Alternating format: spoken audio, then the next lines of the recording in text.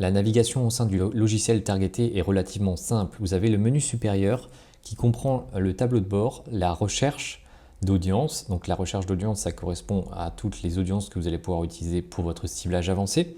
Vous pouvez faire ainsi des recherches par intérêt et par suggestion, par comportement, par démographie et voir votre historique de recherche pour retrouver des recherches que vous auriez déjà pu faire dans le passé tout simplement. Ensuite, pour la partie organisation, vous avez tout ce qui est projet et avatar client. Donc ça, on verra un peu plus tard, mais le projet permet justement de sauvegarder vos recherches de manière logique. Et l'avatar client permet de créer des fiches d'avatar client et de les greffer à vos projets, tout simplement. Ensuite, vous avez la partie bonus. Donc là, en fonction de votre licence targetée, vous allez avoir plus ou moins un certain nombre de bonus. Parmi ces bonus, par exemple, il y a l'extension Chrome, il y a Masterclass, donc ça c'est une vidéo explicative de plusieurs minutes qui vous explique comment bien cibler, et on a également des documents autour de Facebook en général. Ensuite, vous avez la partie template. Donc les templates, ce sont des modèles d'audience préconfigurés. Ce sont surtout des audiences personnalisées et similaires.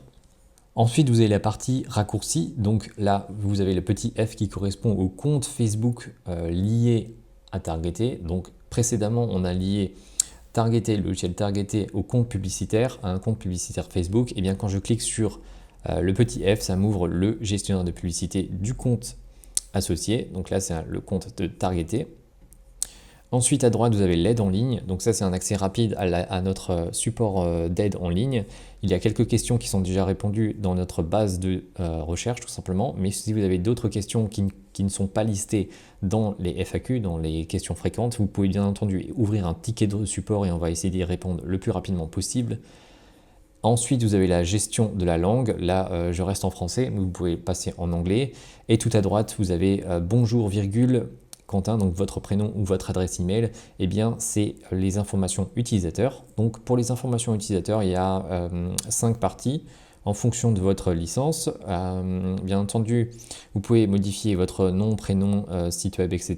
Il y a également la partie compte utilisateur qui va vous permettre de modifier votre email, de voir votre type d'accès et récupérer votre facture si besoin. Vous pouvez également changer votre mot de passe directement depuis l'application. Et en fonction de votre licence, vous pouvez être amené à avoir des licences supplémentaires, c'est-à-dire que vous allez pouvoir inviter d'autres personnes à utiliser le logiciel targeté. Vous allez ainsi pouvoir gérer ces licences dans cette partie-là, soit en invitant d'autres personnes, ou alors en régénérant le mot de passe ou en supprimant les personnes de votre compte, tout simplement. Et enfin, la partie intégration, c'est ce qu'on avait vu précédemment. Donc là, on a intégré notre compte publicitaire